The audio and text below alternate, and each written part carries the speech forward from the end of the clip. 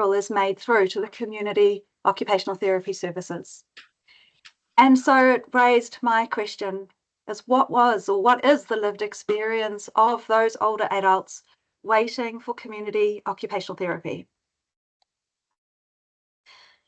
So to answer my question, I chose to use hermeneutic phenomenology, which is a philosophy.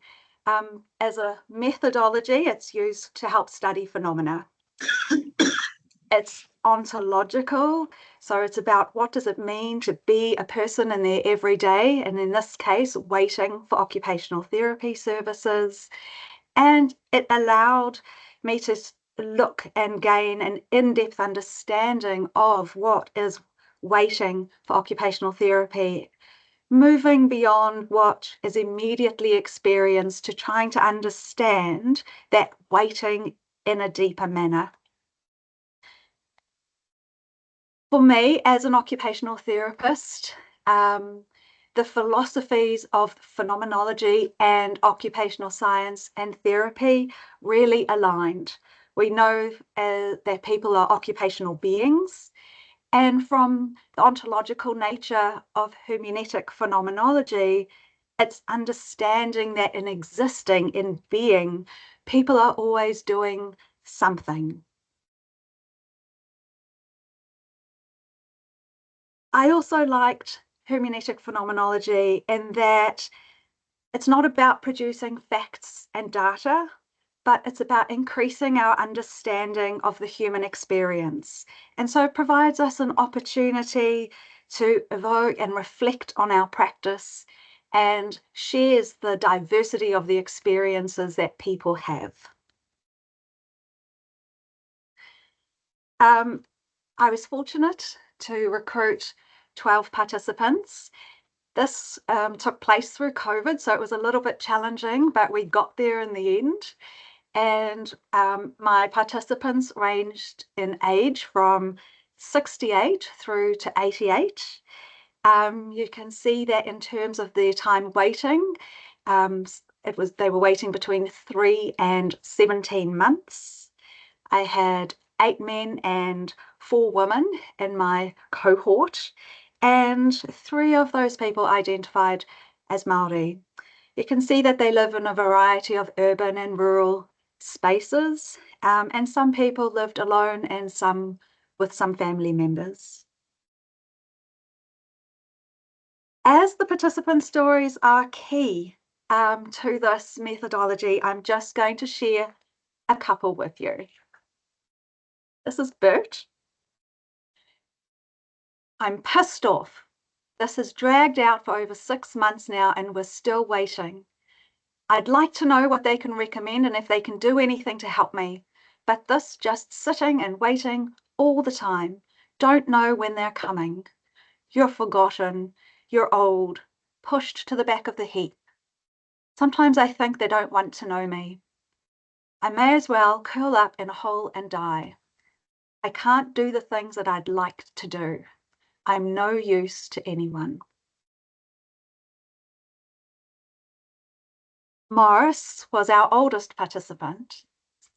I've had to shorten some of his story, just for time. I couldn't sleep in my bed. I had to sleep in my armchair so that I could breathe. I couldn't really move, only to get up and go to the toilet and come back again.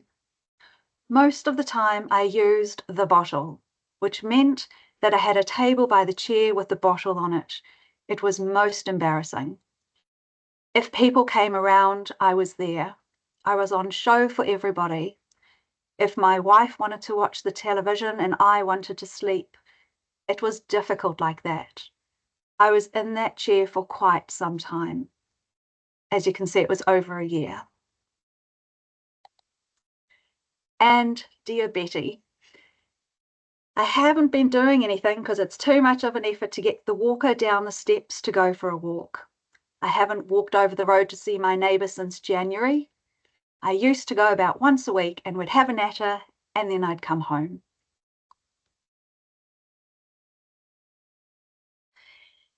Hermeneutic phenomenology has a strong element of interpretation, and the interpretive process is dynamic and continuous. And so with each new insight, we're open to another understanding of the phenomenon.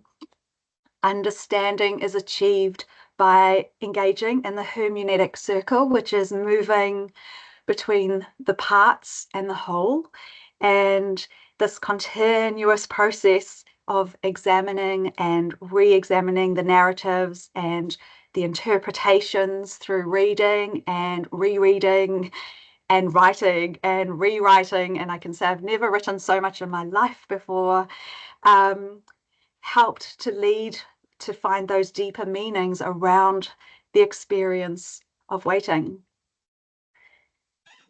Then we drew on some philosophical notions which were used to help illuminate those underlying meanings within the stories.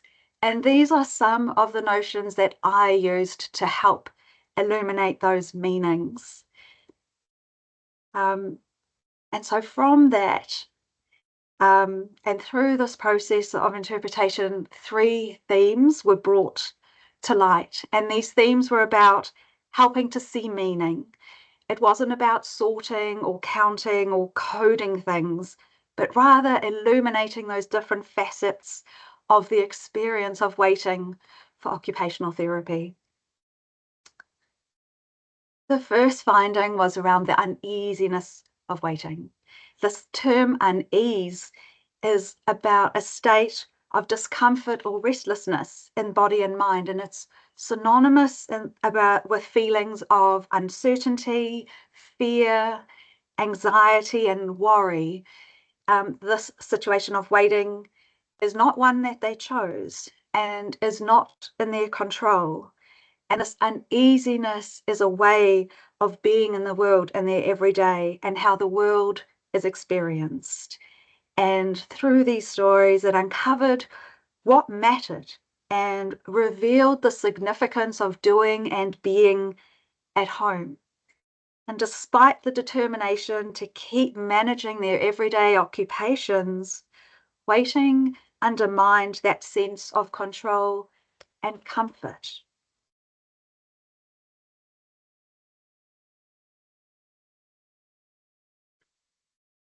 Waiting as being with brought to light the relationships that people had with others and ways of being with others that they had not anticipated.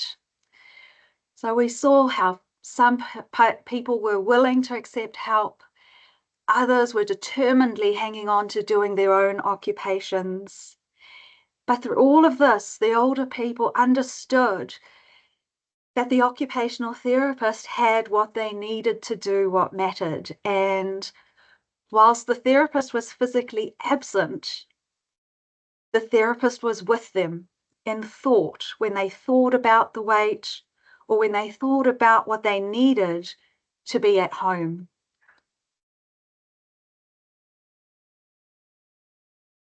The not at homeness of waiting was experienced by all the participants, particularly in relation to their changing bodies and subsequently how it impacted on what they could do.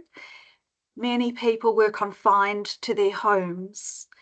And what we came to see was their sense of comfort and familiarity, that sense of peace and at homeness, that feeling of being at home was falling away.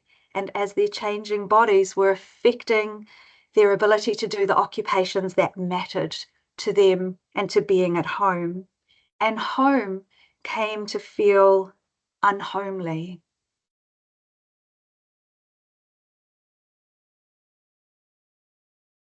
Waiting for occupational therapy was a way of being in the everyday that impacted on how people engaged in meaningful occupations. And so we saw how occupations not only shaped the waiting experience, but also were shaped by waiting. Occupations were replaced, occupations were modified or lost or abandoned, and the way in which occupations were performed or experienced changed. For many, they lost their meaning or pleasure. We also came to see that in this waiting, people were active. It was something they were doing. People invested physical and mental and emotional effort to stay at home. They tried many things or ways of doing things. Some people bought things, some people made things, and some people drew on others, families, friends, and neighbors to help them. This effort of waiting was a mode of work, which we called waiting work. And we defined this in a way as the deliberate and methodical ways that older adults carried out these difficult occupations, how they organized themselves, and how they interacted with others to keep on going. We saw that doing the waiting work was effortful.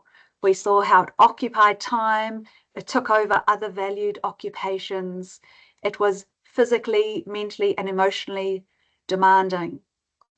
But the effort was largely unseen. It just became part of the everyday experience. And we saw that despite all this energy used, waiting work was not often productive in improving their situation. We saw that doing waiting work was relational. It provided that opening for family to help, which helped to buffer the loss. And we also saw it matched some of the literature that older adults in agreeing to accept help is not always easy and not always done willingly. We also came to see how not all help was helpful, and that when others were involved, this waiting workload shifted. So, for example, someone helping to get the person into the bath meant the physical effort was reduced, but it was a constant mental reminder that they were waiting for the therapist to visit and make this easier. And we also saw how the physical effort for some people increased as they were holding on to doing those occupations their way themselves.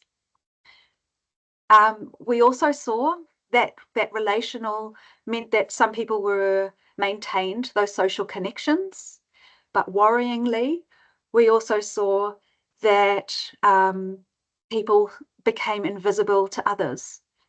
People who didn't want help or didn't have help, who couldn't get out of the house, stopped going out and became invisible. We also saw that waiting work was harmful, that despite the energy used, it did not sustain the older adults' way of being in their world and instead was draining their resources.